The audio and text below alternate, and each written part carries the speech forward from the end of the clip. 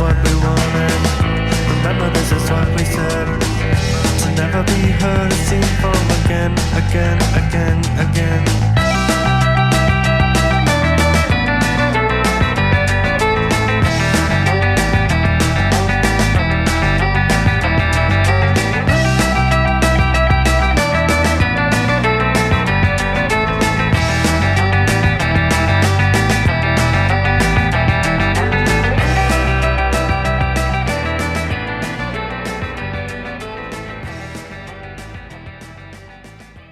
All right, welcome to WLPN LP Chicago, 105.5 FM Lumpen Radio. Bridgeport, Chicago, this is the Beer Temple Insiders Roundtable. Wow, all right. If I sound nice and calm and collected, it's because I'm absorbing all the calm in the room while other people jump around and freak out. And that was, it's nice to watch that when lately that's just been me for the past couple of weeks running around and stuff like that. So thanks to all who have been waiting. We are on the air now with the Beer Temple Insiders Roundtable. I have to place the blame on someone, so I'll place it on Chris Fernari for, I don't know, just for doing that. So, Chris, yeah. He's always messing up the internet whenever you have him on the air. Yeah, but we do now have our first call-in ever. Oh, really? Are you even there, Chris? Are you there, Chris? I hear something. I'm here. I blame it on Mark Zuckerberg or whoever owns Skype. Yeah. Yeah. Yeah. Who purchased Skype? All right, let's try to do a somewhat normal opening. Let's just pretend that we sat down, we're drinking a beer, it's calm. Then I come on and I tell you the date. Sorry, guys. You'll never know what day it is because I'm just going to skip that part. But I do want to say thank you to everyone who is out there listening over the airwaves on 105.5 FM. And if you are listening on the application as well, the Lumpen Radio app or on TuneIn Radio, you guys should jump into the live chat room. They're probably in disarray right now. I'm sure. You want me to jump in there? Oh my gosh! Help them out. Yeah, be a celebrity live chatter. Yeah, I could do that. Yeah, you'll probably be talking to yourself, but that's fine. I think it won't be the first time. Anyway, and where do you do that? By the way, you go to where do you chat? By the thank you so much, Ed. Where you go is tlk.io/WLPN. And you can join the live chat. And, yeah. Can I be anonymous? Can I be a real person? What is that? Yeah, you can be anonymous. You can pretend to be somebody else. Right. A whole bunch of stuff. Yeah. October. Okay, that's a good one. That's a good one. And for those of you who are not listening live, you're probably listening on some sort of podcast system or what service. Probably podcast service, iTunes most likely, but maybe not. Maybe Stitcher. People have been telling me other ones that they listen to because I always say, I don't know what other ones there are. And a lot of people tell me, no, there's a lot of other ones. I listen on this and that, and I immediately forget. And then the next week drive them crazy by saying I can't remember any. But if you're listening for the first time, something I'd like to go over is that the goal of the show is to open up a window into how the people making, selling, marketing, and facilitating the beer, getting into your glass, feel about the topics that are a part of their everyday lives. Many of my greatest beer experiences have been talking about beer while sharing beer with people whose opinions I respect and admire. And it's these experiences that I hope to capture with the Insiders Roundtable. And before I introduce my guests, there's two things I want to do. First, I want to say that all the opinions that are going to be expressed, if any opinions are expressed, maybe it's just straight up facts. Maybe we're just going to read facts. FAX, I meant. And we don't want Donald Trump to call the station and have someone get fired for their comments tonight. So because of that, we have to mention that everyone's comments are their own, and they're not affiliated with Lumpen, and they're not affiliated with the Beer Temple. So just know that. There's cases of beer being walked into the radio station. Now Ed has left because he doesn't want his beer in the radio station. He got angry and he walked out. Would that be a call to action? Yes. If that occurred? Okay. And now we've got our... So the other thing I was going to say is we're going to have our we have someone in the peanut gallery, which I thought was, straight up now he's just sitting in front of a mic with headphones, so I guess he's just on the show. I don't think he's in the peanut gallery. Yeah, he's not. I got upgraded. Yeah, so it's appropriate that the peanut gallery doesn't get to see the highly glossed over dog and pony show that we usually put on. They get to see the frantic, sweaty chaos that the nitty gritty happens. of the show. Yeah, exactly. So I wanted to. Well, what's your last name, Andy? It's Carter. Carter. Thanks to Andy Carter for coming on in, and yeah, I mean you have a mic and headphones, so just speak up as you want. And thanks for the beers. You brought a bunch of beers as well. I will provide hot takes as necessary and Okay. when needed. Okay, perfect. And you've been on a couple. So we're going out of order. If you're good, all right, we'll make you a guest, but we're out of order, so that we can't do that's that. So fine you have with to me. now be completely silent until you are spoken to. That's a joke. We're gonna go in order. We're gonna button things up right now. Okay, things have been a little bit too crazy. So what we're gonna do is we're gonna introduce our guests in order of seniority based on how many times they've been on the show. So. The first things first is you, Mr. Edmar. You've been on the show probably more than anybody else combined. How are you, man? Chris, I'm doing great. You know, today is a special day in Bridgeport. Why? A prototype model, an inflatable Bridgecot Center, has been erected here in the city of For real? Chicago. Are you joking? I'm not joking. You've been talking about that. No, there's a For how long? Yeah, for decades. John, it also could be the first step towards our BlimpNet. There's an inflatable object in the parking lot next to Maria's that's a beautiful architectural wonder. It's used as like a concert hall, meeting space, beer hall / blimp internet. And it's inflatable. Yeah, it's inflated right now. Okay, cool. Anything else new? Maybe beer related? But if not, that's okay. Maria's has beer, so. Yeah, well, you know, actually, this is the first time I've ever said publicly that I see the light at the end of the tunnel for our project over there at 36th and Iron Street. So, Your brewery. yeah, so I'm feeling pretty good about that. That's awesome, It's man. good news. That's my awesome. news. Congratulations. That's good news, yeah. That's great, dude. Yeah. You know how it feels. Yeah. And that's good to hear. My next guest is Melanie Dominguez, but most people know her on this show as the Green Lady. Hello. Yes, hello. Whoever's alerts are on, turn them off. I'm looking in your direction, Mr. Edmar. That was me. Yeah, that's why I looked And in your direction. it was Jack O'Connor who made that beep happen. Oh, thanks, Jack. Okay, Jack? But anyway, you're interrupting now in more ways than one. Melanie, how are you? I'm good. How are you? Congratulations. Thank you. To you. Thank you. What's new with you? Just celebrated our 6-year anniversary. Woo! This past Saturday. So that's the newest. Now looking forward to the next year and beyond. Awesome. That's what we're doing. What'd you guys do for your 6-year anniversary? And I apologize for not making it. It's rotten of me. I'm sorry. That's all right. That's No, all right. it's You're here not. now. I'm here Yeah, now. man. We're here together. Yeah. So, yeah. You've been kind of busy with your own thing going on. Yeah, we kind of just stacked the draft list with a bunch of things from Yeah. our cellar and Fun. things from new breweries and such. So, That's awesome. yeah. I saw one of our mutual friends yesterday. Chris Betts was in town. He was dropping off sodas Nice. at kegged sodas yesterday. So, yeah, he and I don't think we met at your place, but I think we first got to know each other I think at the beer at your school place. Yes. for the craft beer week. Yeah, we did a little dance where we talked about beer, and it was fun. Well, cool. And our next guest is our first call-in guest. Also the first guest, I think, to ever... No, that's not true. We had Andy Crouch, the beer scribe, was on in person and then later remoted in. But we've got Chris Furnari of Brewbound. How are you, man? You out there? I am here. It must be a Boston thing, coming to Chicago and hanging and then dialing in from the 617.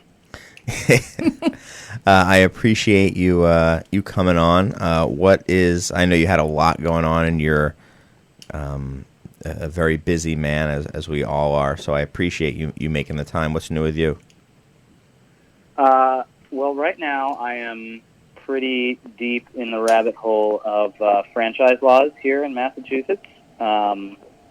It is a contentious issue. Brewers and wholesalers fighting over the contracts that govern their relationships and how those might be reformed here in Massachusetts. So I've spent the last 2 days just trying to get some perspective from folks around the industry about that. So I've been pretty overwhelmed with franchise law, which is fantastic stuff. You know, no better subject in the entire world than beer franchise law. Yeah, beer franchise law, and that is something that has been kind of a hot topic, and well, it's certainly in Boston, it's been a hot topic. Would you say that it all started when kind of the Pretty Things beer and ale projects, whatever you want, I forget exactly what they're called, kind of blew up that whole scene and called out everybody for pay to play and basically blamed that as one of the primary reasons that they couldn't get in was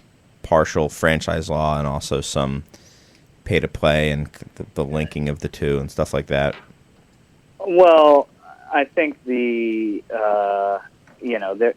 feelings about wholesalers and the sort of stranglehold that they have on the access to market in some areas of this country, it was an issue for Dan in general. I don't recall that franchise laws were sort of the bone that he was picking when he went on that tweet storm. I'm pretty sure it was mostly pay to play. This, as I understand, really began back in 2010 when apparently, as I've come to learn, the wholesalers were looking at tightening franchise law, and when the brewers were made aware of that, they responded pretty quickly and started going on defense with bills that would carve out exemptions for certain brewers. So, okay, sorry. It's been ongoing since then. Got it. Well, cool. Thanks for taking a break from that to come on. And then my last guest is a peanut gallery guest, but you're an official guest, and first-time guests introduce themselves. So, Andy, can you please let everyone know who you are? Yeah. So, Andy Carter, California. Ironically enough, born and raised about 45 minutes north of here in Wilmette, Illinois. So, cool. Local. Been in town, visiting family, visiting friends. My bona fides. Been homebrewing beer for about 9 years. I'm the president of the Ventura Independent Beer Enthusiasts, a homebrew club in Ventura, California. Yeah, of course. And he brought some of your beer. We have some beer. We'll judge that. We'll see how this goes. And this is not your first beer podcast appearance, which... Yes, I am familiar with the radio. Man. Well, we'll see. You were on what, the Sour Hour? I submitted some beer to the Brewing Network guys a couple times. Pop in now and then. So. Cool. Well, thanks for coming on and coming in. You've been coming to the shop for years now. Yeah, so. I believe it's been not since you opened, but a few years. Yeah. Well, been a minute, as the kids say. So for all this time that I had to get ready, one thing I failed to do was actually pull up the outline. So let me just get that going. But I actually don't need to. I'm a little befuddled because the first thing we talk about is beers that we've had lately that have been interesting to us. So I know you're ready to talk about that, right, Melanie? I mean, of course come on. I am. So what beers have you had lately, maybe at an anniversary party? Maybe not. Yeah, our anniversary party, we had the St. Errant Teposicat.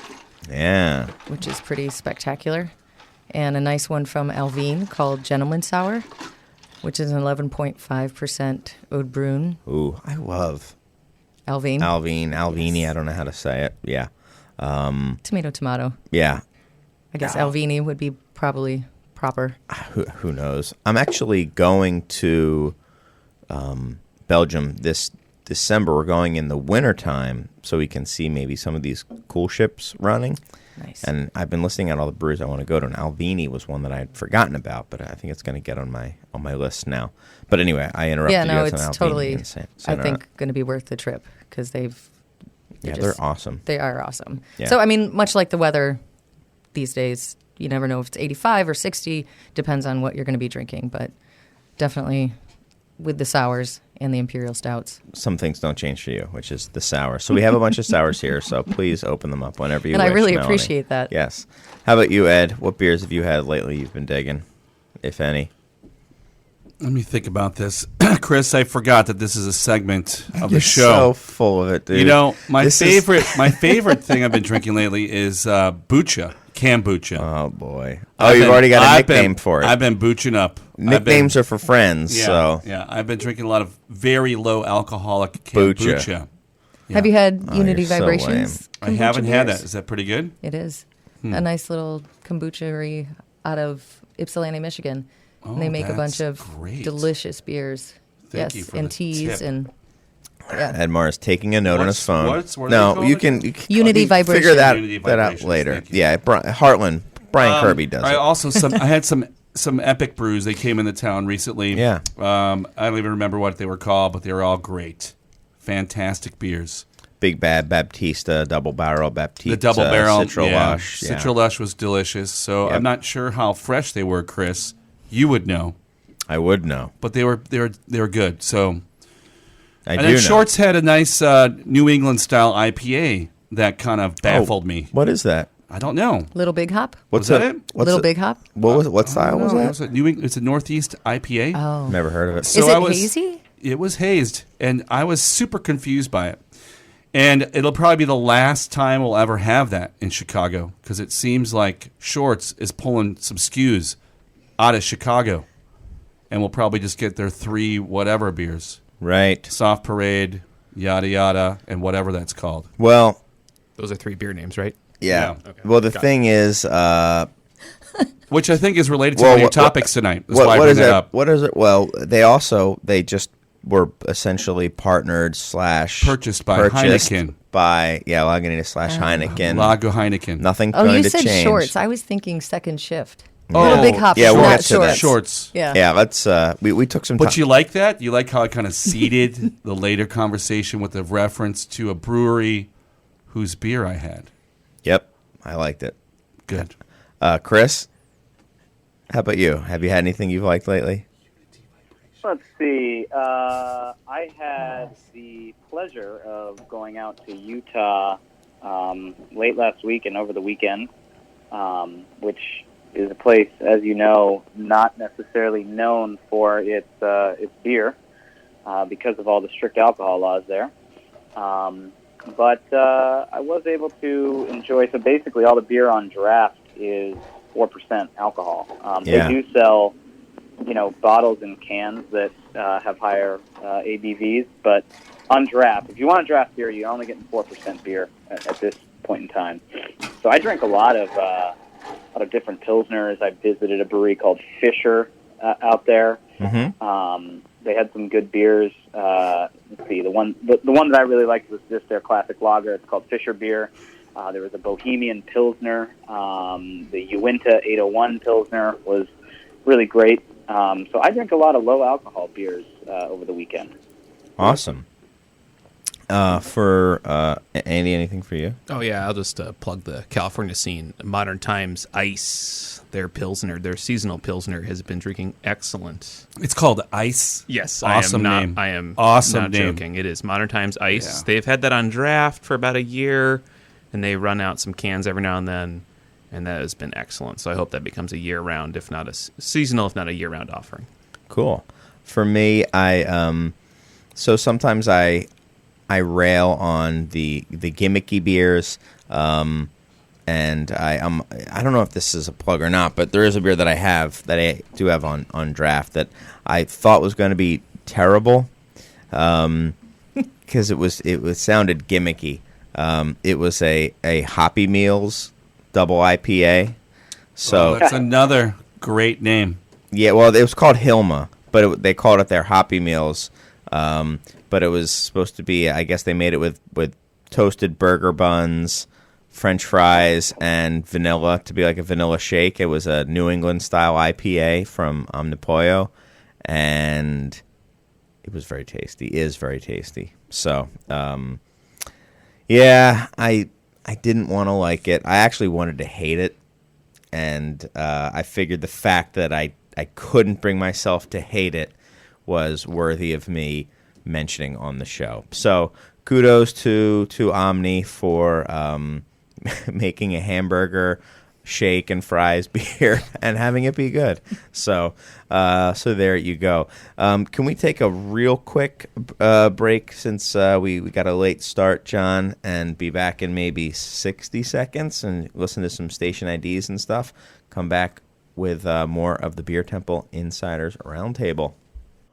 Welcome back to WLPN Chicago 105.5 FM Lumpen Radio. I think producer John's he's having a rough day, so we gotta give him a hard time. It is not like me to, when people are having a hard time, to go easy on them. I'm going easy, but I gotta make fun. I mean, producer John's kicked some serious butt and helped us with our live show on episode 100 and everything like that, but he's not on his A game tonight. Going to the music break. The Ramones. So if you don't know, the Ramones have a new show on Lumpen Radio. Yeah. So he just loves the Ramones. Yeah, he loves the Ramones. Every chance he has on the air. Yeah. All right, let's get into it. So we talked about it a little bit 2 weeks ago when Jason Noddy was on, and we were talking about Heineken going head to head with BMC. But I thought it might be worthwhile to talk a little bit about it more. I just thought it was really interesting. So the story here, guys. So if there's anyone who hasn't prepared, maybe listen. I'm looking at you again, Mr. Edmar. I'm totally prepared. Oh, sorry, yeah. Chris is prepared. Chris. Okay. Yeah, this is... All right, let's keep going. It's Brewbound Chris. Yeah, Brewbound Chris. Yeah, he's prepared. I'm not worried about that. Immer bereit, seid bereit. So, essentially, it is how, Jason wrote an article about how Heineken, although in the U.S. is much smaller than, the other guys that they might get compared to. So they are half the size of Constellation, who is, Ballast on the craft scene, but they're also Corona, and 10% the size of ABI's footprint in the United States, and that's with their domestic stuff, their imports like Stella, stuff like that, and then also their craft offerings and stuff. All said is what I'm saying. I'm not saying Budweiser versus Heineken, but they're 10% the size of ABI. They're still very big. The article said that they're twice as big as Boston Beer, as Sam Adams still. So they're big, but they're not. They're kind of in this middling range here in the U.S. and how they've been really good as of late. Where beer overall is kind of stagnant, the big guys are tanking. And, these premium imports often are doing pretty well, but usually the Mexican beers seem to be pulling that up a little bit. And I'm sure Chris Renari will just poke holes in every factual error I'm making there. But essentially, it's how they're being pretty nimble and actually succeeding. They're getting people to do what we thought was really hard, where they're moving away from they're getting people to pay more per case than they would for like a Budweiser. So if the Budweiser is $20 a case, they're getting them to move up to like a $30 a case without, which is now encroaching on craft territory, and they're kind of dancing and actually making it work and growing while the overall market is stagnant. And I just thought it was interesting how they're doing it, and they're doing it a lot through marketing, but also, acquiring, or they're working with Lagunitas now and letting them do their own thing. And I just think it's interesting to see these these big little guys kind of showing how it can be done. You know, ABI seems to be not doing so hot overall, and Heineken is doing well. I wanted to really bring it back up because I knew you were going to be on, Chris, and I just wanted to kind of see if you had any thoughts about it, or if you thought it was like, well, yeah, no story here. I don't know that it's either or, right? Right. You know, I think it's probably somewhere in the middle. You know, the import story here in the U.S. is one that's continually evolving, it seems, and I think clearly the Mexican import category is kind of where most of the activity is right now, or so it seems if you look at data and you look at trends for Constellation's brands and some of the bigger mainstream Mexican style lagers or Mexican lagers. So and Heineken is Dos Equis, yeah. Just for people out there. From an import and Tecate. Right. So from an import standpoint, that's an interesting category to kind of always watch. I think, it kind of varies market by market. Some markets just, because of the demographics and, who's actually living in those communities tend to be more import markets, right? Versus, markets that tend to be more craft centric. So do you think that the fact that they're getting some of these guys to spend more money on a case isn't really a threat to craft then, or that they're potentially setting themselves up to be, I guess, have their sales pirated? If someone's willing to pay $30 for a case, well, are they willing to move over to craft and kind of keep that price point, or be able to get maybe an 18-pack or a 15-pack or something for the same price? Or do you think that it's kind of those two bubbles aren't really mingling as of right now? And did I make any sense with that? Yeah. The pricing, the price gapping in the industry is really interesting, and for years you've seen brewers kind of trade up and trade up and trade up, and they've just kind of cut into the gap between a premium or high-end offering and a domestic, below premium or light beers, right? So this isn't just a Heineken thing. I mean, Anheuser-Busch has been doing it for years as well, and I do think that there's some concern there just for the brands themselves. I mean, if you push Budweiser, just a pretty standard domestic lager, keep pushing it up closer towards the low end of craft. At what point, does that become a product that you really want to purchase as a consumer, when you could, just spend an extra buck and get a lower end craft beer, right? Well, that's what I was kind of was going to ask: is are they pushing it up, or is craft kind of racing down towards them? And that's the other thing that I thought was interesting about what Heineken is doing here, is because it seems like while craft is, I think Nick Nuns from True Brewing on the last episode said he called it a race to the bottom.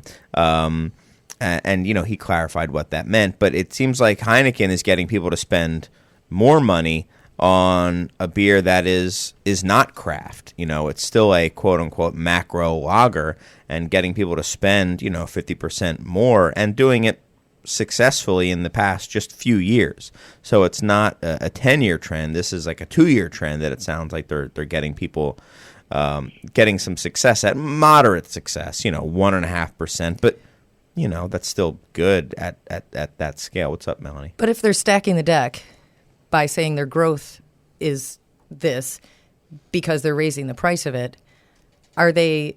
I think volume sales, not dollar sales, I think. And they're not raising the price. I think they're getting people to I think what the gist of the article seemed to be saying is they're getting people to Bud drinkers to become Heineken drinkers. So I think- Because they can get it for the same price? No. Or they're going to spend more because they're spending more on the craft beer? because if they're willing to spend $18 on a six-pack for this craft, then they'll be willing to spend $15 on a six-pack of Heineken? I think they're operating with Heineken, the Heineken brand, independent of craft. They're letting Heineken, they're kind of letting Lagunitas work that angle, and they're just doing their own thing, and they're getting Bud drinkers to pay more money for Heineken, and they're doing it through, I think, a lot of marketing, and they said using a lot of celebrities, Neil Patrick Harris and Antonio del Toro, or whatever his name is, Benicio del Toro, and never mind. There's a commercial where where people confuse him for Antonio Banderas. I think is what happened. But anyway, and also just kind of being more sophisticated. They also have gotten some sponsorships where they thought people might be interested in European stuff. So they're the major sponsor of the American Major League Soccer, who, the big leagues are in Europe, so that people might want a European beer. So I think they've just been smart about it and gotten people who aren't necessarily interested in craft to spend more, where it feels like in a lot of ways craft is trying to get people who aren't interested in craft, so to speak, interested just by dropping the price, where it looks like Heineken hasn't necessarily just try to go toe-to-toe on price, which is something that I thought was interesting to me, is that they're not a craft, they're a macro. They're not just going, it's not a quote-unquote race to the bottom, and they're still going, what's up, Andy? I'm just thinking, if Heineken's always been seen as an import, domestic import, and they want to try to keep that, then they're always going to try to push the price differential to keep that thought process in everyone's head that this is imported beer, this is some higher value. Therefore, you can spend more money on it because we've imported it. Exactly. There's some there's some tax on it. Well, then why isn't craft? Well, I guess they still are. That, what? Yeah, there is some truth to that. Oh, there totally is. Yeah. But that's all I'll just say is that being a brand manager if someone was a brand manager saying, what's our shtick? What's our angle? On Heineken, it's imported, even if it was maybe brewed in onshore. Yeah. Well, it is imported. It's not brewed here. Yeah, no, it's made in Holland, or it's made all over the darn place. They brew that beer everywhere, but I don't think they brew it in the United States.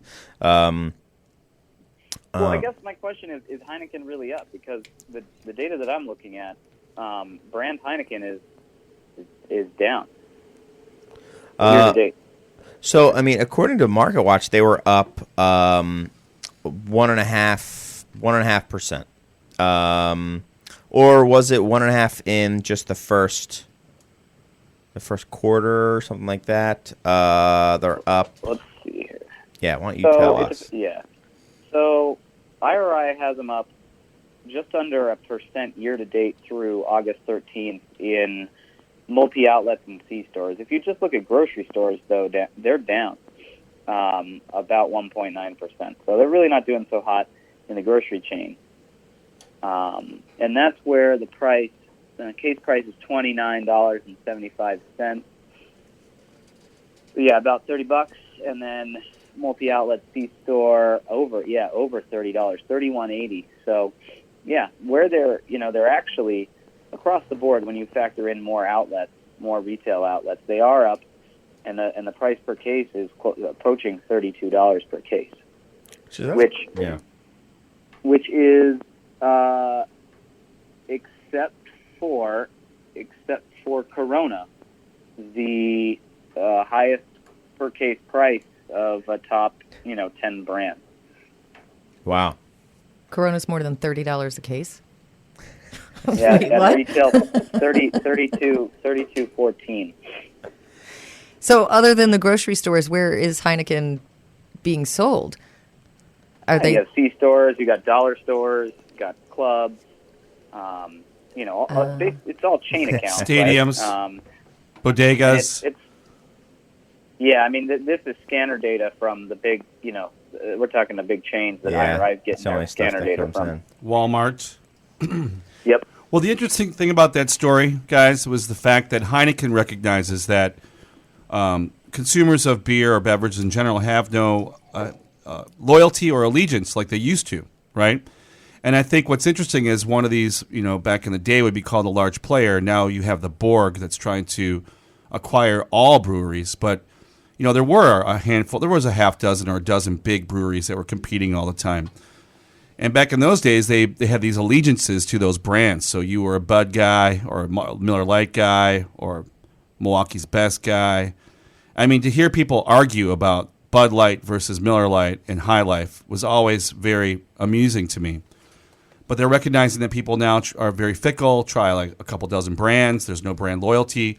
So the strategy is actually to kind of, like you said, market to those segments or demographics, like people who like European-style soccer. But they're also using that craft segment. Versus what kind of soccer? Well, American soccer. Got it. I mean, is American style. New England style. Is American New England style soccer. But is, Yeah. is It's American dank. no? Is American style hop? They play in the fog. American style soccer hoppier. Yeah, Do hop. it's Can't- it's you can't definitely watch New hazier. England- You can't watch New England style soccer in HD. But going along with that, Yeah. you are also now in a grocery store that's going to allow you to pick your own six-pack. So you Yep. can also decide out of all of those beers which six you're going to try. Yeah. So people are trying different things. Yeah, and but I think Heineken recognizes that they don't own every brand. They're pushing those core brands like Dos Equis. I mean, who doesn't want to be the most fantastic dude? Cholo. Right? Yeah. Who doesn't want to emulate that guy? Even the new one. Yeah. But anyways, I think that's what's interesting about Heineken. I mean, they're the Dutch Borg. They're a little bit more, I guess, permissive of their other brands to do different things. Yeah, I thought it was interesting. I wanted to revisit that before we got into all the doom and gloom. That's really what I'm trying to do. Chris tried to say, you know what, you're wrong. They're also down, which they might be. But I was trying to introduce some doom and some positive news, positive beer positivity. news. Yeah. Yeah. I want to be positive. Positive No, beer they're- opinions. Yeah, They're okay. They're down in one. They're down in one channel. But look, Dos Equis is up. Heineken is up. You're right. Year to date, both of those brands And are up. Lagunitas is up. Yeah. Well, and it's important. Lagunitas is Heineken International, and we're talking Heineken USA. So they're sort of separate. Heineken USA is a separate entity for all intents and purposes. I think the brand that they really, really struggle with, though, is the Tecate brand. I'm looking at data right now that has it down, over 10%. So I don't know that they've, really kind of pushed all the right buttons there in terms of, targeting that light beer drinker or the person that's in that price range with a Mexican import. The Mexican imports, at least for now, appear to be really still more of a premium trade up, higher end price point item. Yeah. I'm surprised that it's down. I'm curious to see where those dollars are going. It'd be interesting to try to figure that out. So let's get into the doom and gloom. Let's just go into it. So there were a couple articles. We've been talking about it a bunch. Just about the slowing growth of craft beer. Craft beer is still growing, but there were a couple articles. One was in the Wall Street Journal, also Fox Business put it out there, and it said for some craft brewers, sales are tapping out. And there was some news where the Commons, kind of a beloved by beer geeks brewery in Portland, Oregon, was the facility itself was purchased by Modern Times out of San Diego, and the Commons, they made it very, very clear that they weren't being purchased, and that we're not saying that we're done. but we're done. Is kind of how I saw it. And now you've got a brewery who, to a lot of people, was making great beer. A lot of people were really talking about it, even within the Portland beer scene, about how they're doing, making good beer, and just, they had cash flow issues. So it what? Oh, there's some whispering going on. Anyway, no, it's okay. And then on top of it, so you've got like the little guys, and overall, Sierra Nevada last year had its first ever volume decline in the history of the brewery. Yeah, despite your purchasing of all the fresh hopped pale ale. Yes. Yeah. It's not fresh hop. That celebration hasn't come yet. Oh, sorry. Oh, yeah. No, it's the freshest kegs. Oh, that's right. Yeah. Thank we won't you. speak Thanks, because I'm Andy. not allowed. Yeah. I'm not allowed to do calls to action. And you Thanks, Andy from California, for knowing Yeah, more Andy about knows. this. I got than- About details. your business? Yeah, I yeah. got details. Excuse me. But that is saying something, that it's their first ever volume decline, and that volume was down for almost half of the top 35 brand, these top 36 brands, I guess. And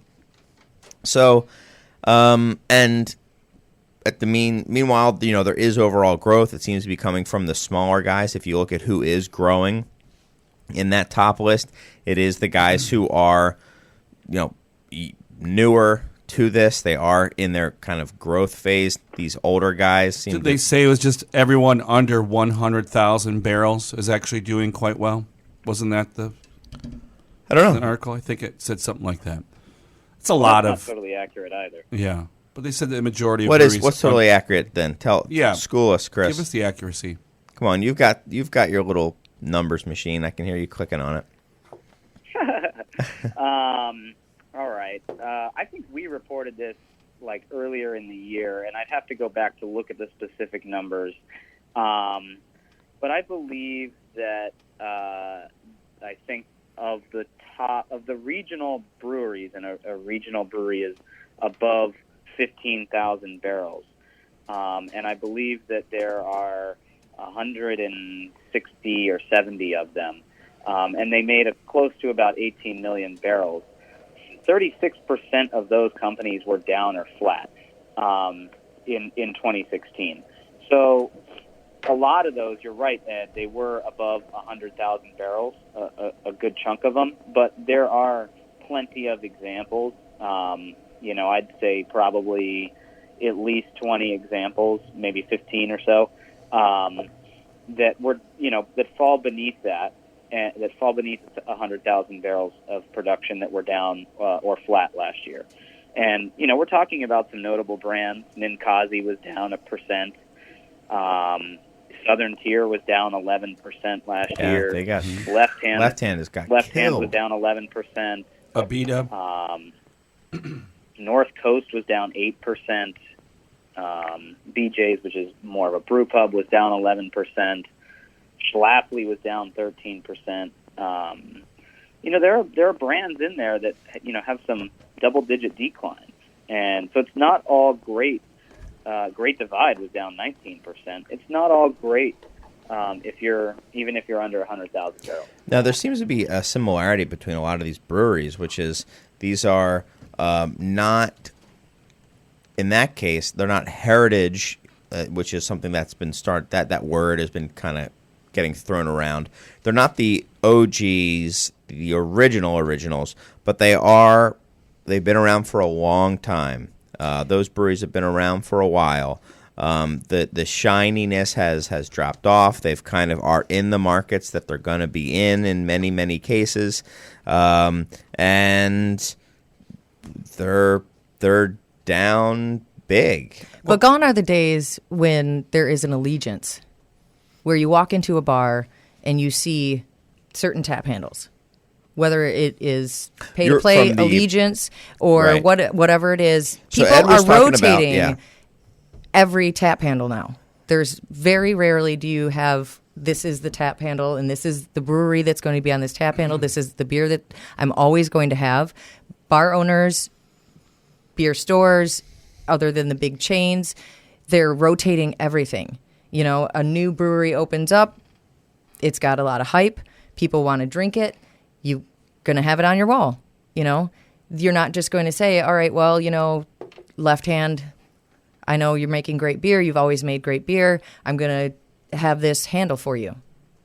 You know, it's funny. It's the on-premise version of, you know, saying that there's no loyalty, like you were saying, Ed, is that, you know, the bars are turning it over presumably because they do better when that happens. If they only have the same couple beers on, people are going to go where there maybe is something new that they haven't tried tickers. before. Everybody wants to tick. Everybody wants to check in on Untapped. Everybody wants to find the newest, greatest, latest thing, you know. Oh, you've got that beer. I'm going to go to this bar. So everything is shifting. It's not, you can't just say, all right, well, I'm going to have this handle and expect that people are going to come for that beer, or people are going to have loyalty to your bar because of it. There is no loyalty. There's no loyalty across the board. So everything is going to be down. You know, these heritage breweries, the not original OGs that are making great beer, selling it in the markets, but there's also pop-ups every week. There's a new brewery, there's a new beer, there's a new trend. There's, you know, if people aren't keeping up with it, then they're going to go by the wayside and they're going to be down 11%, which is just devastating. Yeah, that's tough. And there's also the element of, I guess, you know, you used to get a tap handle. You're like, oh, I got a tap handle. I got a handle. And now I got a keg on. Yep. And now there's going to be and once that keg is gone, 15 people trying to take that next keg from them. Absolutely. But there's also going to be 30 people that are coming to that place to drink that beer. And then there's going to be 30 more coming for the next beer. So the I don't know, is it the consumer driving it? Is the industry driving it? Is it... Right. I mean, can you have loyalty if your beer's always changing? Maybe to your location, to your I think you can have loyalty to ambience. certain breweries, maybe not, or a certain style. You know, like there's 2 handles that never rotate on my wall, but all 28 of the rest of them do. And there's no rhyme or reason What are those to 2 it. handles? Duchess de Bourgogne and Spiteful Alley Time. So a pale and a sour. And a sour, yeah. And why is that? Why do those 2 stay? Duchess, because it's my favorite beer. And I think that it is an awesome introduction to sour beers and what sour beers are for people that say, oh, I don't like sours or I don't like beer.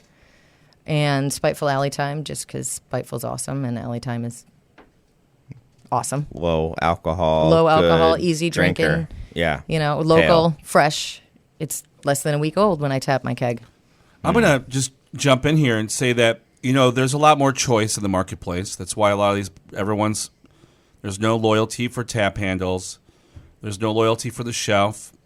But I think over time it's going to flush out, and that people are going to want to believe in the people who can curate and find the best beers.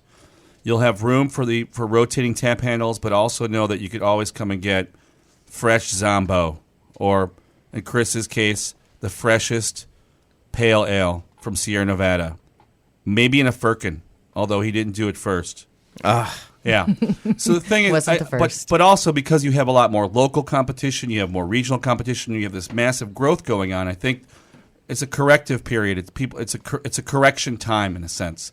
When I start hearing stories about how Shorts might be leaving Illinois for whatever reasons, when you see all these heritage brands nowhere on anyone's draft or on anyone's draft board, it's interesting.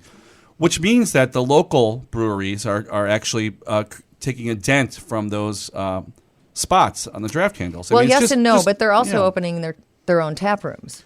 So, especially in our community here, you know, when we first everywhere, opened, this own premise thing is a big thing. It really is. Yeah. And so you're going directly to the source, and you're drinking it from the tank. Yeah, so, absolutely. You know, you're getting the freshest thing possible, but that's also got a bubble, and that's that, also going to burst. That fresh fetishization that Chris Quinn started is really going to be the death knell of the local craft beer scene.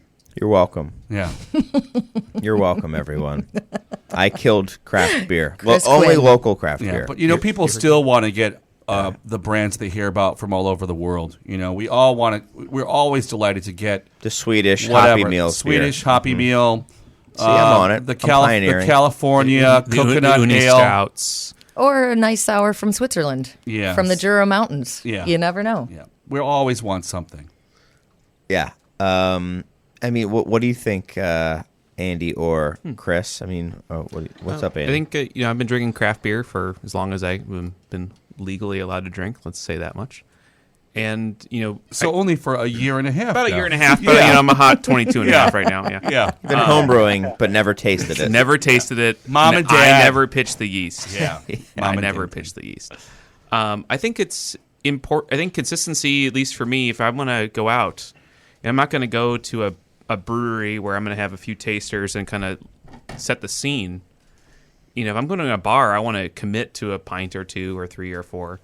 I want to know something. And I usually gravitate to the brands I know. In California, I have specific. There's only like 4 brands in California. Well, there's only like worth 4 drinking. brands. There's only 4 brands of Worth drinking. Yeah, there's Anchor, Sierra, Yeah. Russian River. Russian River, and Blatz. Pliny and Blatz. Yeah. Pliny's is a brewery. Russian Pliny River. Brewing Company. Yeah, Okay. Pliny Spin-off. the Elder. They- They spun off. Spin-off, yeah. I mean, there was a Like- buyout. like There's a lot of like old dirty bastard. like old ODB. Oh, Yeah. okay. He spun off a Anyway. company. But I think just to put a button on it, I drink the brands I like to drink, and I'm more willing to if say a Modern Times or a Pizza Port is on draft, I'm going there even if I don't know what that beer is before something crazy. See, I tend to think that could be a way that the market goes, and that is what I've tried to do with I'm trying it with at our bar, is having a couple brands that we're going to try to stay loyal to, and then styles we're going to fulfill and then rotate through, and then the other stuff just kind of play it by ear and see how it goes. I mean, I have no idea. We only have one steady handle. The rest, we have some steady brands, but it's going to be hard. And I think some other ones we're going to develop along the way. We're kind of feeling our way out, see who we like, what sells well, who we believe in, who we can trust. A new beer comes out, what can we trust? And from our perspective, I think that part of that comes down to relationship. So there is a relationship between the brewery and the person selling the beer. And you have an allegiance to a brewery based on their consistency and the beers that they're producing. Mm-hmm. And you want to represent different styles, and you want to make sure that when somebody comes in that they have an option for all styles available at all times. Yeah. And that they know when they go to the beer temple, they're going to be able to find that specific brewery. You mean like 15 different styles of New England IPAs? Yeah. Well, do you like a single musician, or do you like to listen to 20 seconds of 10 musicians? Well, you're asking the wrong well, guy because we're not talking Morrissey, about taste necessarily, or Morrissey a flight of beer. is the only person I'm just I saying, listen Yeah, to. Edmar's brain is a steady handle of Morrissey. Yeah. I don't know if you know that. Okay. And We're maybe a little bit of the Smiths. I unlocked a deep trove here. Chris, what about you? That Oh, Chris. yeah. I'm talking about your Is the favorite bands. question- Oh, my favorite band? No, he's Is- not. is- He's not. Is the question whether I think consumers will will the pendulum swing back to loyalty? Yeah.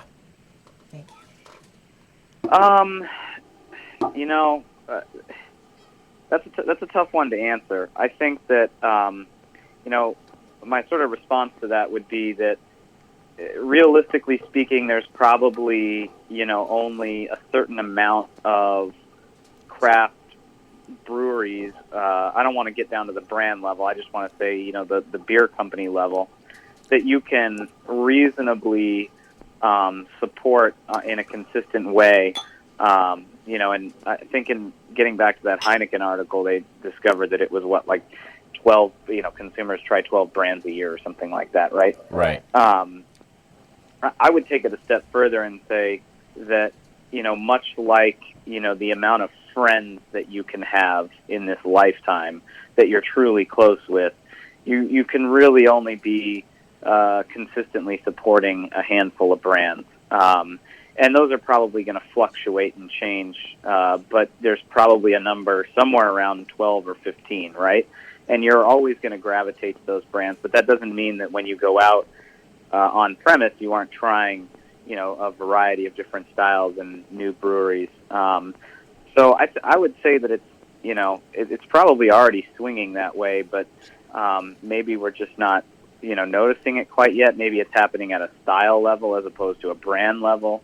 Yeah. Clearly it's happening with IPAs, and, probably Pilsners here. So I think it's probably happening at a style level now, and then, you'll kind of narrow that focus even more, or the consumers will narrow that focus even more. And when you say it's choosing the happening brands they at like. a style level, that it's kind of the pendulum is swinging back, what do you mean for IPAs? How is that happening? I'm not saying it isn't. I'm just not sure what you're saying when you say it's happening at a style level and used IPA as an example.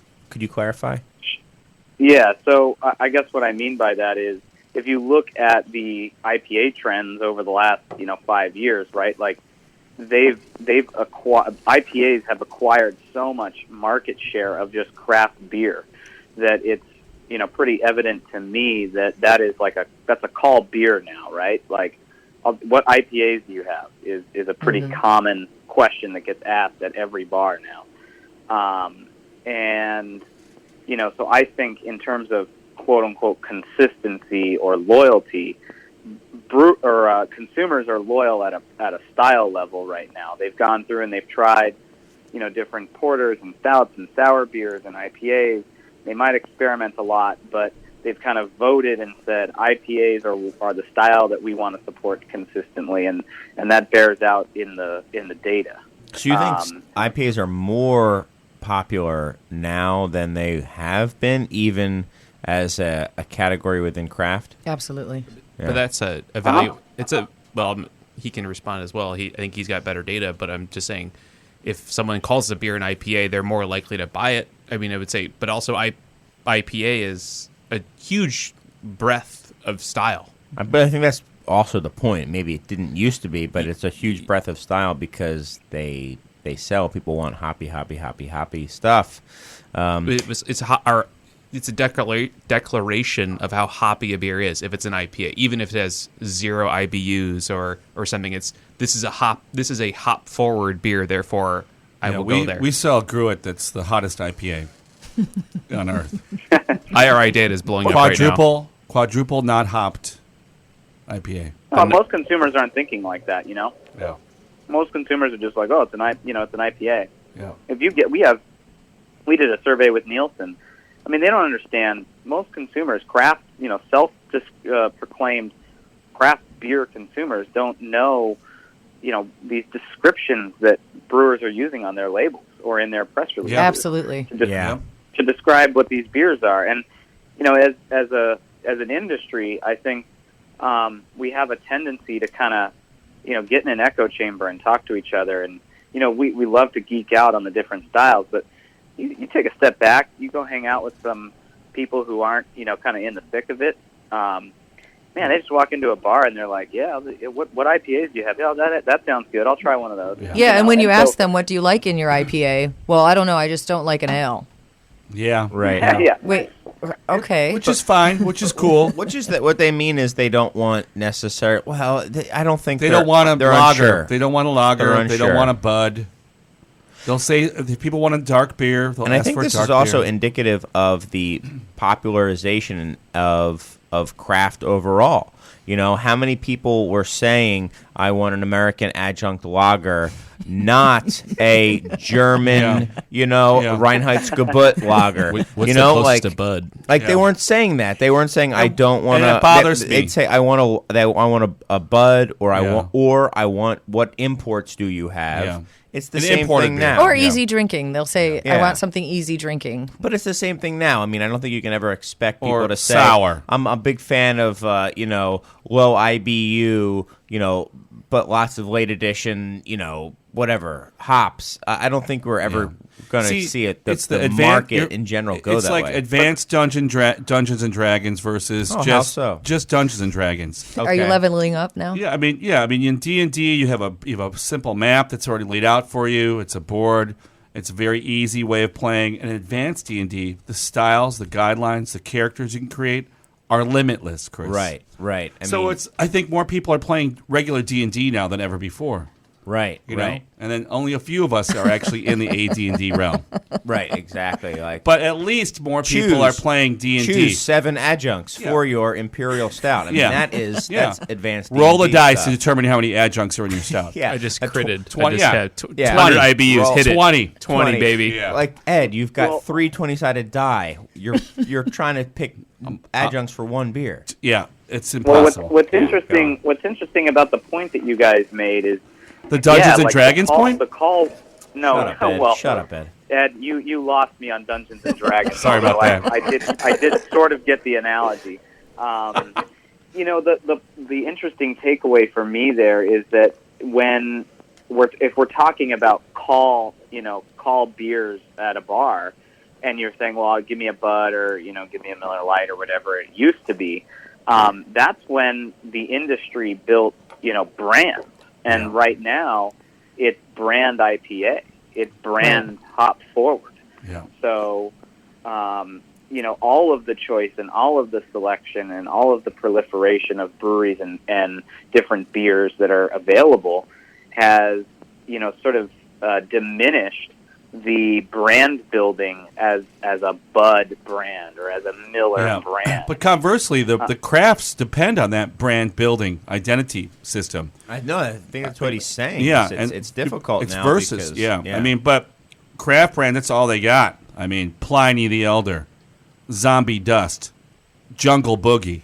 yeah, Right? I mean, those are important brands to promote in the marketplace versus Bud Light, Coors Ice, Tecate, Incredible. all right. Sure. Yeah. But you get so does that help explain what I mean when I say it's happening at a style level? Yeah. Yeah. I think you're right. I think that makes a little bit more sense to me. Now the question is, how long does it take for those people who are choosing it right now at the style level to sort of graduate to the next, to level up or whatever in Dungeons and Dragons? Thank you, Chris. To the brand level and say, I just love, Sierra Nevada Pale Ale or whatever it is for this new set of consumers.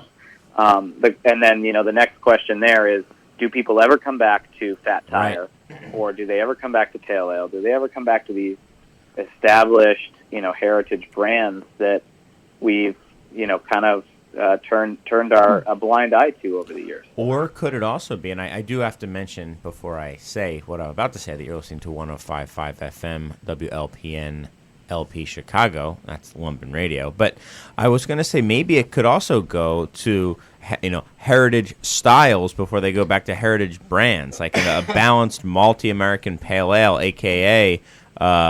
Sierra Nevada, or brown ales or ambers or stuff like that. People have to maybe discover them before they discover or rediscover them before they discover a specific brand. One thing I have noticed that was surprising to me at the bar, seeing how things move, there were a few that were like, okay, this will be a safe choice. We're going to go with this, and it moves pretty slow. And then we have ones that we thought were going to be stylistically risky, and they went great. I mean, we put on we put on Tyranita's Rocky Revenge, which is it's a brown ale. Yeah, that no one cares about, you think. We can't. But you blew through it, right? We blew through it. But nobody's and making brown ales anymore, really. And so when somebody walks in, I'm sorry for interrupting. No, Terry. it's okay. We put it on because it said there was a portion of it was barrel aged, and we thought that would get people to try it. Yeah. And then they loved it, went out and bought 6-packs of it, and then 4-packs. 6-packs, and then but thank you for trying to correct me. And then we sold out of all those too. And that beer was something that we I would tell people, we're out of Rocky's Revenge. Can we not carry it anymore? Like, no, I want to have that beer it's stable, and I want to have it. So that's been going really well. Fuller's ESB we blew through. Old Speckled Hen we've been doing really well with. I mean, but it's that's just, a combination of surprising. nostalgia. Also, These you're people hand don't know what selling this stuff is. Yeah, No, but well, you're no, we're also not. hand selling. Come on, Chris. We have 30 handles, or no, I'm sorry, that's you. 20 handles. We're not hand selling Fuller's I ESB. know for No, a but when fact- you walk into a bar and you say to the person standing behind the bar, "What do you recommend?" They You're know what selling they the like. beer. And I think that what we should be grateful for is that people are actually even stepping outside of their comfort zone, going away from the Heineken, going away from the Bud, and saying, whether they know what they're saying or not, I'll have an IPA, and then exploring these different places. But what I've seen is a trend of people that want brown ales, that want amber ales. So there's not a lot of breweries even making those styles anymore. So when you have something like that on, it's something that is sort of nostalgic, but it's also like, all right, so I've stepped outside of my comfort zone, and now I'm in this craft community, and I don't necessarily like hops in my face, but everybody's drinking these IPAs, but what can I drink at this bar? Okay, I like malt. Maybe I don't know how to explain it to you, but what new thing do you have on draft? What kind of I don't like IPAs. Yeah. Well, But I think that's usually what they you're say. what you're demonstrating here is that you are actually encountering the new consumers, the people who have been converted into craft beer drinkers, and you are actually explaining how you have to approach people who are new to the craft beer game, and they want to level up. You got to bring them to the next. and next we castle. do. And you oh, do. we do with you the level lady. them up. Don't you worry You about definitely that. level We them up. definitely level them up Yeah. with the green You lady. give them a magic bag, Purple drops. whatever, like a bag of holding. You give them like a map to the next realm, and you set them free. But the thing is, that's what's really important about publicans today, and that's why I was saying, Chris, you do hand sell it.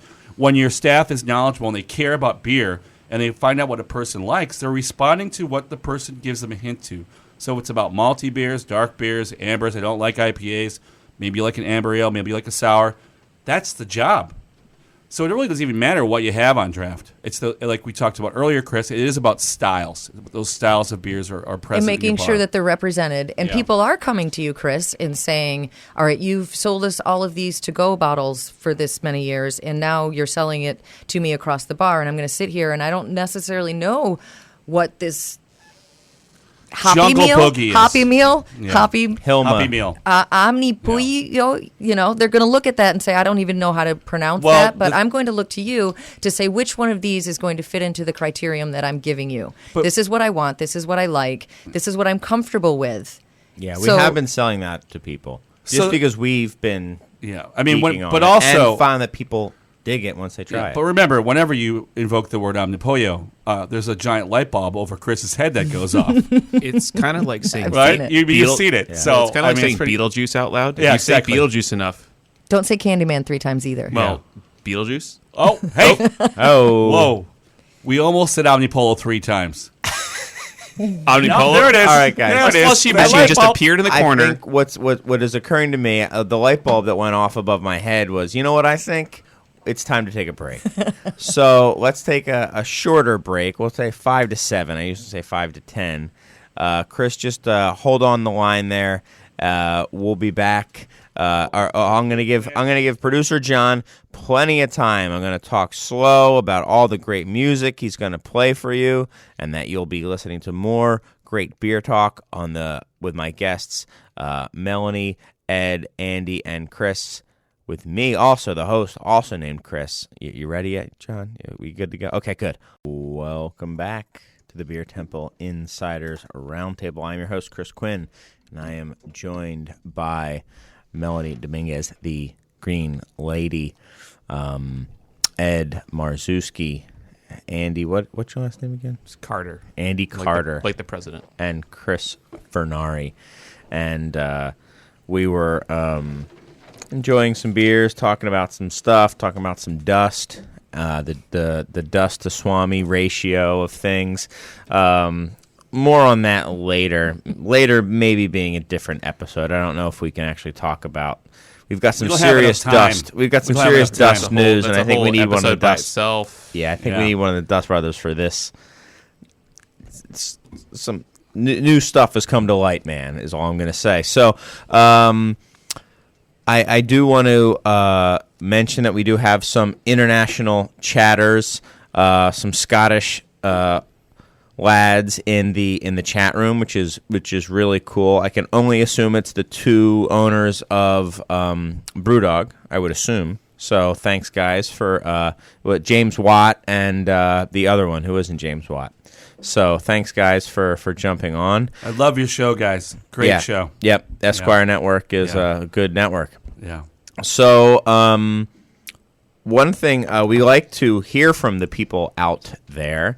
We like to get your opinions and stuff from you guys. And the way we usually do it is, one, getting berated and belittled on the chat room, but the other way, and often a more constructive way, is via letters. And that is, you can send us a letter here. You can handwrite a letter, and you can send it, or hand-deliver it. We've had hand-delivered letters. We've had care packages. Kona came in live that out of his doesn't helicopter. count. We have had a postcard. We've got postcards. From Hawaii. From Hawaii, we have. And we've gotten letters. And when the letters come, they go to 3219 South Morgan Street in Chicago, Illinois, 60608. That's the Co-Prosperity Sphere's address.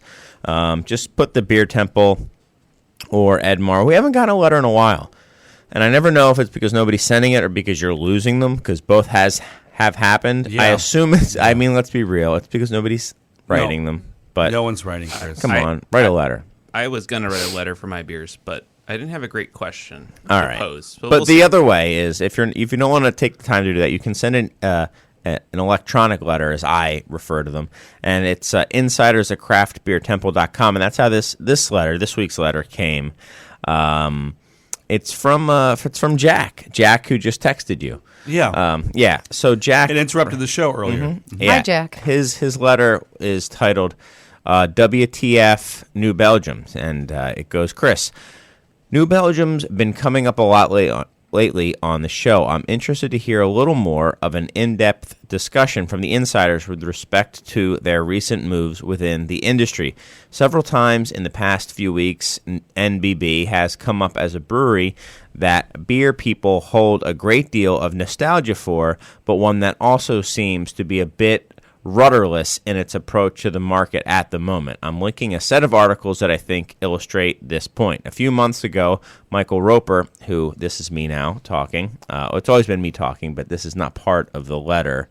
It would be cool if it was, if he just made me read this. But Michael Roper, who owns the Hop Leaf, was on, and I'll go back. He said, there was a discussion regarding New Belgium's participation in the purchase of Magnolia's brewery in San Francisco and potentially using it to produce American-style sour beers. The same day, New Belgium had a complete marketing debacle on Twitter related to the release of its new, quote, Voodoo Ranger Atomic Pumpkin beer. And if you link to that, basically they made a North Korea reference and blah, blah, blah.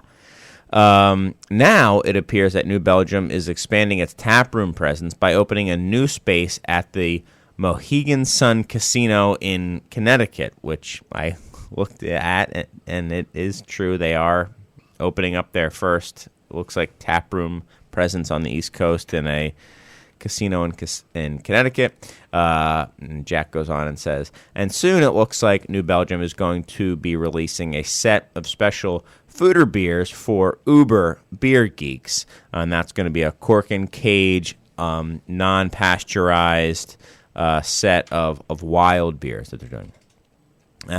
And Jack continues to write, and Peter Buchart is on his way out, along with a rotating cast of executives, which we have talked about. They've, at the very highest level, there has been some churn lately. And Jack continues to write, to me, all this looks like NBB doesn't have a cohesive business plan right now. Key people who helped grow the brewery from where it began have left.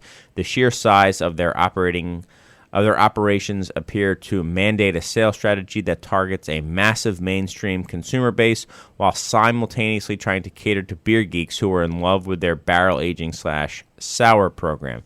Do these moves look desperate or smart to everyone on the panel? Is it possible that NBB is positioning itself for a complete split between its brands?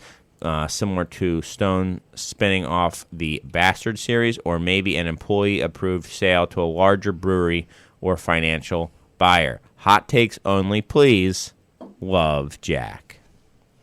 I added the love, Jack. He didn't say that, but I know he means it. I think we should let Chris speak since he's been listening to Blondie for 20 minutes. Well, I don't know that I have a real hot take here. Because all your ideas are fully formed and accurate? He never hot takes. I hot take. I'll hot take. Oh. I'll hot take. I think that was a challenge. I don't even know what that Yeah. means. The hot take challenge has begun. I think that it would be easy to connect all of these separate things, right? And try to draw some kind of conclusion or, speculate about what's going on internally there. The reality is probably, a lot more boring, I would say. I think they found themselves in a unfortunate position of losing their CEO in Christine, which in the conversations that I've had with various folks around the business, both inside and outside of New Belgium, that really came as sort of a surprise to New Belgium that she would leave after only 1 year.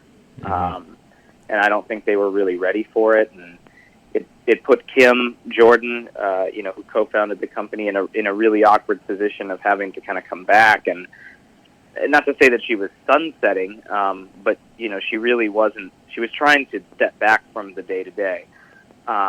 So, that was sort of the first awkward kind of setback for them. And, now they've tapped this guy from the spirits industry to lead the business as their next CEO, which I personally think is, I think that's a smart move to bring somebody with a fresh perspective on things. I think, like I said earlier, we have a tendency to talk to each other and sit in the echo chamber a lot in the industry. So some fresh blood and some fresh ideas can be beneficial, I think. The idea that they're rudderless is kind of an interesting one. They are kind of making some really odd decisions, it seems, and they kind of seem like they're throwing a lot of stuff at the wall and seeing what sticks. And I don't know, that kind of I feel that way with some of their branding too. Sure. I mean, you've got the Voodoo series, and then you've also got the spin-offs of the classic branding as well, like the Fat Tire White Ale, And then the watermelon, yeah, like their random And six-pack does of mixed that call out beers. New Belgium to you, Melanie? No. I mean, not at all. Not at all. No, Well, it's more Chris, Ballast I Point. think, Chris, do you have more to add? Well, I just Thanks for moderating, Ed. My ultimate point here would be that they're probably not unlike a lot of large companies. I mean, they're almost 1 million barrels, right? They're not unlike a lot of large craft breweries that have found themselves in a really awkward position now, where there's thousands and thousands of breweries that are nipping at them from below, and they've got the pressure from the big guys forcing down on them from above. And they're trying to find the right combination to the lock right now, and a lot of breweries are. So they're pushing on a lot of different things, be it these line extensions, the new shifting the Voodoo series for their IPA, the Ranger, making that like an IPA series, bringing in a new CEO from the spirits world, investing in a small brewery. They're just kind of trying a lot of things, and I would guess you would call that diversification if it were a stock portfolio. I just think that I think it's more throwing stuff at the wall because it isn't a stock portfolio. I mean, I think you can have a portfolio if you're someone huge like ABI, where they're so separated, but they're trying to do it all. It sounds like they're trying to stay craft, stay New Belgium, but then also just completely Stay relevant. stay relevant, but then also stay completely different now from that one another. now that they're national, I mean, they entered all their markets this year, right? So they've tapped out. They're not going to find any new growth from new markets. You know, they're not going to juice their growth by just opening a new state. They're a national brand now. Well, It's going to be much harder going forward. well, looking at, Duvel has bought American breweries. They've invested in American breweries. Is New Belgium trying to become a player in a larger scene where they're more of a holding company, so to speak, rather than a just New Belgium? Is that? I mean, I don't know. There's other insight. Maybe they should buy some Belgian breweries. The other thing is, and Chris, you would probably have this information more at hand than any of us. I mean, they're doing pretty well. I mean, they're up. They had some struggles, but last year they did pretty well. Am I completely wrong with that, or? No, I think they're trending upward this year. I'd have to go pull up the latest. And I think they did well last year as well. And the funny thing is, like, but they open new markets. Right. Okay. So they open new markets, and it is funny for somebody who's considered rudderless. I mean, they are selling still more beer, but from a marketing standpoint, they do seem like they're a little bit all over the place, and it'll be interesting to see in 3 years where they're at. And I'm not saying that's not going to be. I'm not saying that's that ominously. I'm saying it more that is what this brand is in 3 years going to have any resemblance to what this brand was 10 years ago or 5 years ago? No. Come on, it already does. Right. Yeah. Will it get back to it? Yeah. I mean, like, will it find its rudder and kind of like, this is who we are? Or is it, we're going to be the ballast point of Colorado, where we're just going to, fruit IPAs and do that sort of thing?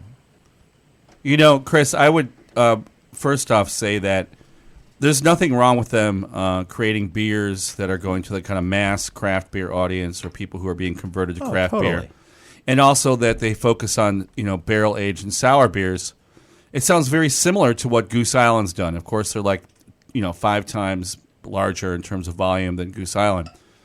Opening up these kind of brew pubs or satellite facilities is also a strategy of Goose Island and AB InBev. So in a way, they're taking on the machinations of a strategy that the Borg has been unveiling over the past 3 or 4 years. Your friend's friend. Friend of a friend. So quick story, friend of a friend, Levi Borgmaster. Anyway. Yeah, Levi Borgmaster's had this plan in place for the past, 5 years.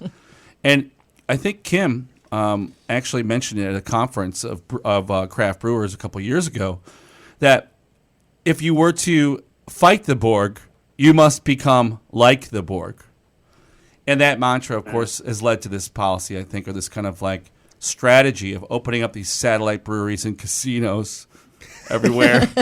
And so the funny thing is, New Belgium casinos opening up right now. Ed was it's the first time I've seen Ed ever perhaps try to legitimately make a point, but had a realization as the words were coming out of his mouth and just couldn't. I couldn't go through with it. But seriously, I mean, you could say they're throwing stuff up against the wall, but you could also say that they have the room to experiment and utilize these different strategies more so than most breweries in America can. You're exactly right. They're in a position to do this because they're national, and with respect to the casino venture, the tap room in the Mohegan Sun. I mean, what's the risk if it doesn't work out? I mean, it's a license deal, right? They just unwind from a license deal. How is that different than any craft brewery putting their name on a licensed restaurant inside of an airport or something, right? I would love to do that. If you have any hookups, Chris, let me know. I mean, I guess the question is, why the Mohegan Sun in Connecticut is the question. Well, you want to know why, guys? You want to know why?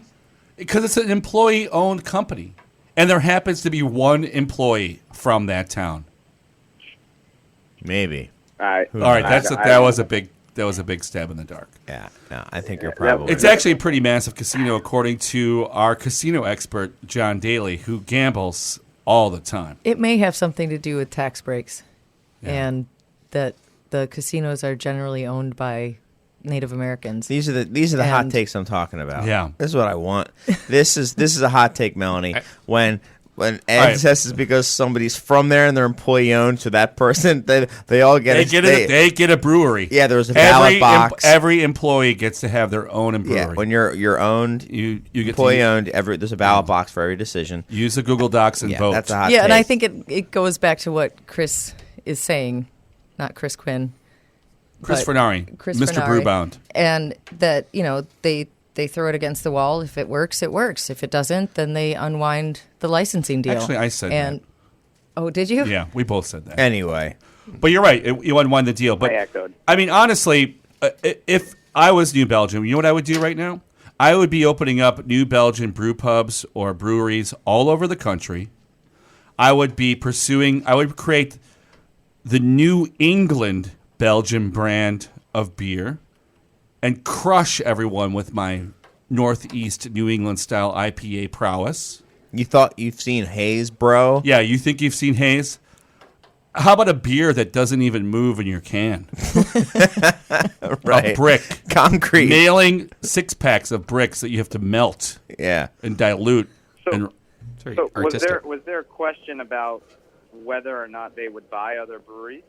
Yeah. I think we're probably going to see some craft on craft consolidation across the board. I mean, Lagunitas is doing it, right? Obviously, they're owned by Heineken International, but Lagunitas is doing it. Coronado's doing it. yeah. Yeah. I would mention though the Lagunitas. They've said there was a press release, errant press release, maybe about a year ago, 9 months ago. They bought Moonlight Brewing or Moonlight. I think it's Moonlight Brewing coming out of Santa Rosa, which to locals is a huge brand. They make Czech.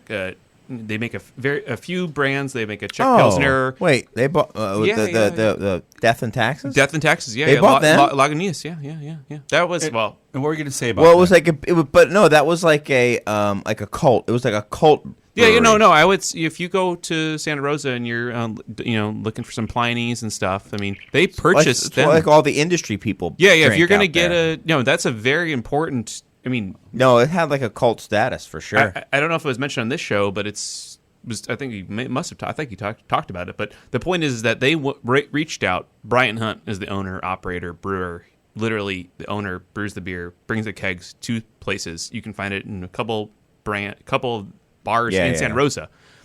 It's awesome. It's some of the best beer, and this guy is legit, like to the core for beer. He probably gets high with Tony, and they were fishing. Yeah. Well, I mean, I'm not naming go on, names. go on. But I'm just saying these guys are doing some strategic models of purchase, and I don't think this is too different from Duvel in that sense. I think that we're looking. They're like anything. It's this big fish, little fish, and which fish can we eat today to maybe do something. But my point to bring up Lagunitas and this brand is they haven't done anything with it other than to manipulate it, like try to push it out, try to expand this cult brand. Well, that's something. That's doing something. Yeah. That's a big deal. or doing nothing is doing something. Yes. Yeah, well, you said they haven't done anything other than manipulate it. Was the words that came out of your Yeah, mouth? yeah, I was like, yeah, okay, yeah, well, Come on. Well, all right. Come on, Chris. Come on. No, But that's thanks for Andy. mentioning that That's because not- we actually sorry about that, Andy. Sorry, because I don't know what's going on in California. It's interesting to see even Coronado purchasing other breweries is also big because Coronado's really not that big, are they? not really. Yeah, No, I and mean, it was small, and it's really just more of a bar. Yeah. Yeah. And Well, also- monkey paw. But And that's- also, that's- Green Flash has done it, and I think you're going to see a lot of small breweries just open up more tap rooms, tasting rooms, brew pubs all over, much like you see Jolly Pumpkin opening up in Hyde Park. It's a solid strategy in the sense of having and owning your own premise, presenting your own brand, serving your own beer. So but here's the one hot take. Until the retailers get upset. Yeah, but here's the one thing I wanted to say. For one special hot take, I think it's genius that New Belgium hired someone from the spirit world. If you want to tackle this global problem in this age of non-facts and mistruths, having a spiritual guide, someone in the other world, in the paranormal, in the paranormal world, guiding you through these difficult times, is a genius decision. Touche. So the last thing I wanted to talk about is Ed, that's the funniest thing you've ever said. You don't know Ed. He Thanks, says Chris. stuff like that. He just says stuff, and sometimes that what is it, the thing about the monkeys on the typewriter? No. If you put 1 million monkeys in front of 1 million typewriters, eventually they'll make the greatest novel ever written.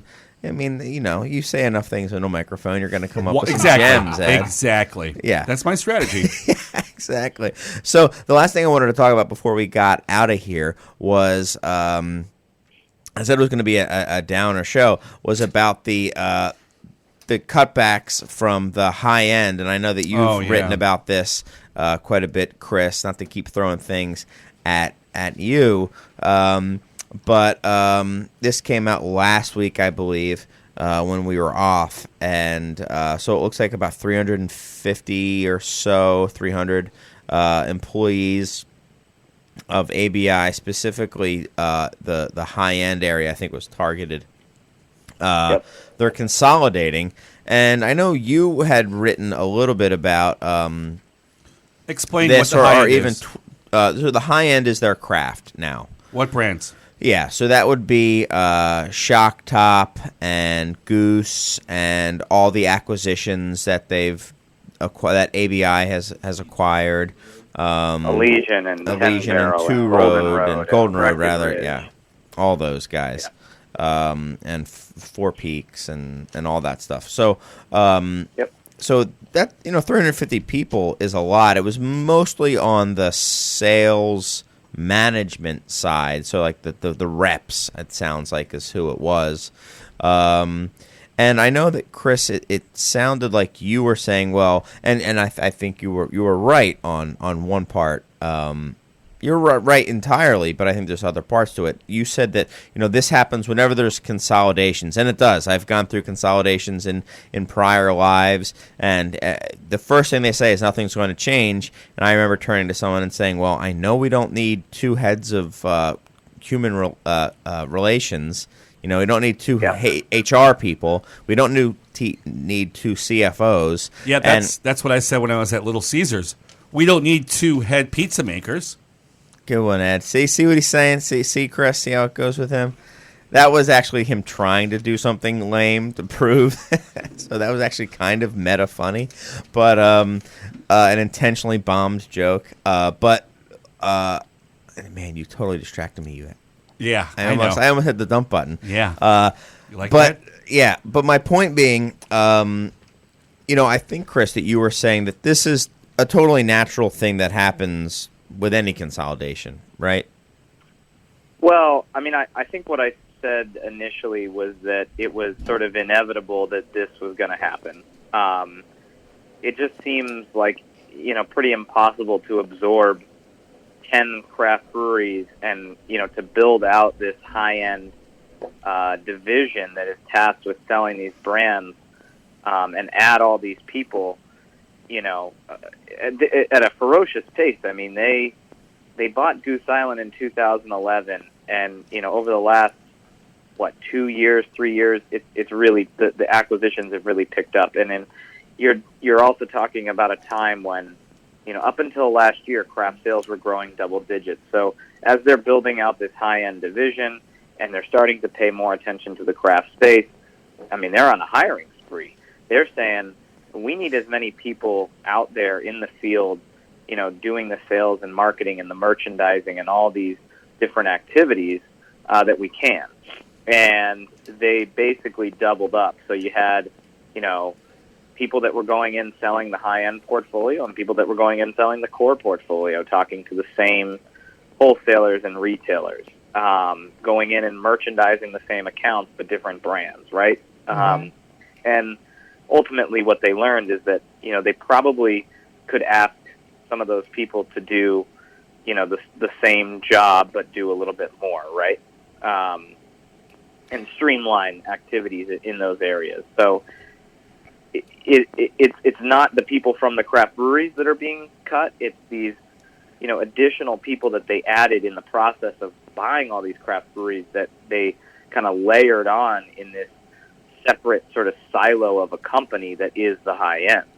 And, after getting wholesaler feedback, after kind of looking at the, after looking at the cost of maintaining, these 2,000 employees that they'd hired, I think they realized, hey, there's some overlap here, and we can trim it back.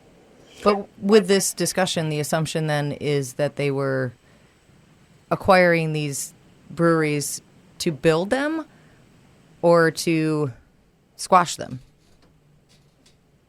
What do you mean by that? I mean, so we're talking about all of these acquisitions, and then they're adding people to sell the core brand and sell the craft brand, and they're marketing both of them.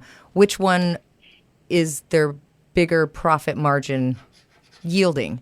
So which one are they really going to concentrate on? Well, yeah. I mean, I think that their bread and butter is, and that's kind of the same thing that I had thought.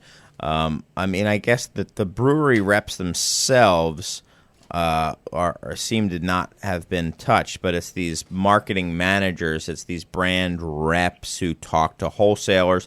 Wholesalers didn't want to have to talk to a high-end guy and then an AB guy. But the thing is, it looks like it's not like the high-end guy is getting the AB stuff. It's the AB guy is getting the high-end stuff. And is that guy, I've and you have two, Melanie, and you have two, Ed, and I don't know about you, Andy or Chris, but, I've seen these people, and I was going to say guys, and it's often guys. It's not always guys, but it's like, they're Ladies do stuff too. No, but what I'm saying is they're guys who have been around a while when ladies weren't doing as much on. We could just say folks. Folks. The folks are out there doing it. Right. Well, no, but what I'm saying is the high end, I think it's the AB folks are a little bit more antiquated. And I often see these guys, is what I'm trying to get to, who are just like they've been doing it for a while, and this is what they do, and they stack them high and watch them fly, and then this and that. And that's just, they're kind of set in their ways. But that goes back to our earlier conversation about the loyalty. So they're used to walking into a bar and saying, I've got this, I've got that, da-da-da-da, and the person doing the buying saying, yeah, I'm going to take that. And now you're walking in and they're saying, well, you know what? I'm not going to take that because I'm spending my dollars over here where my consumers are wanting more IPAs or more craft or whatever the case may be. And they're like, wait, I don't understand because we have an agreement, but we don't have an agreement. So, I mean, having a specialist, I think, is not necessarily a bad idea. Now, I do not know what these DMs, as they call them, these direct managers, district managers, rather. I mean, we obviously know a distributor here on the show to talk about this, but in my mind, the people who were fired were these like second string wise guys who were there with Bud back in the day. They got rehired to help push the product, help bring the brands to the system that they just recently acquired, kind of flow them through the system so they could sell. They used them, and they ran out of their Glengarry leads. And now they're cut off, and they're just gone. Which doesn't matter, because they already have IRAs and retirement plans, all right? They don't need it, okay? Or it's a bunch of people who were supposed to educate the rest of the staff about what craft beer is, and they succeeded in doing their job. And now that craft is somewhat ubiquitous in most bars across the universe, they don't need them anymore. Yeah. And now that the regular Bud guy could say, hey, I got some IPAs from Goose Island. If you need an IPA, I got Tree 1-2. If you want that too, lady. You like urban wheat? I got that. Do you like your wheats urban? Yeah. Because I got the beer for you. So I think they just did their job. They succeeded. They throw a lot of bodies at this to kind of put this stuff through the pipeline, grow those craft beer numbers, and they did it. They don't need them anymore. I think there was one article. I don't know if I think it's when I read, or maybe it came into my head, but it seemed that the hiring at the high end was big brand, big portfolio. We have 50 states of craft beer, whereas the breweries said, we have a guy. He's local. He'll sell the beer. It doesn't matter if he's me or he's AB. So it's I got a guy. Yeah. And then he had the real leads. And now it's if all retail is local, so to speak. If I have to sell my beer to the local bar, my beer, it's not AB, it's just selling Golden Road or selling whomever. I already have a team. So Yeah. maybe that's part. I think that's part of it. Yeah. And I'm going to buy Yeah, whatever yeah, you throw at me, You're Andy. probably right. Yeah. You're probably right. In some scenarios, there were probably actually, 3, call it, people that were affiliated with Anheuser-Busch calling on the same retailer. You had, AB core brands coming in. Then you had some district manager that was tasked with managing the high-end portfolio. And then maybe drill down to the local markets where that, high-end district manager is maybe overseeing or at least working alongside with the Yep. brewery rep that person. I mean, I know people That who just have these seems- jobs, and that is kind of exactly how the structure went. I don't know at what level those people got cut off, but yeah, that's well, and pretty much how it went. and think about the communication issues that it causes. Like just from an inventory management standpoint and order writing, and like who's writing the orders? You go into bar X and Yeah. but I just actually placed an order with your craft brewery guy. Oh, didn't know that. It's because it's just too much complexity, and I think that that's ultimately what they learned. Now, We'll see if we in- lose in- the expertise at some level now too. I hate to cut you off, Chris, but we are, John. Producer John totally screwed up in the beginning, but he's not going to screw up at the end. He's not going to give me any leeway. He's not going to not bust my balls. He's even, as I'm saying this, telling me to hurry up and get the hell off. So we have to go around the horn very quickly with some final words. Andy, quickly and with a few seconds. Anything you want to say? Yeah, I'll just say make your own beer. Support your local homebrew shop. Awesome. Ed. I really hope that the high end fires all the blogs and all the weird consultants that they hired. Melanie. Thanks for having me. Congratulations on your new beer. Thank you. Bar. And finally, Chris. death to franchise laws. Oh. Well, I wanted to thank my guests, Ed, Melanie, Chris, and Andy. Thanks so much, guys. We will be back more next week with more of the Beer Temple Insiders Roundtable. So long. Remember this is what we want. Remember this is what we said. Done. To never be heard or seen from again. Remember this is what we wanted. Remember this is what we said. To never be heard or seen from again.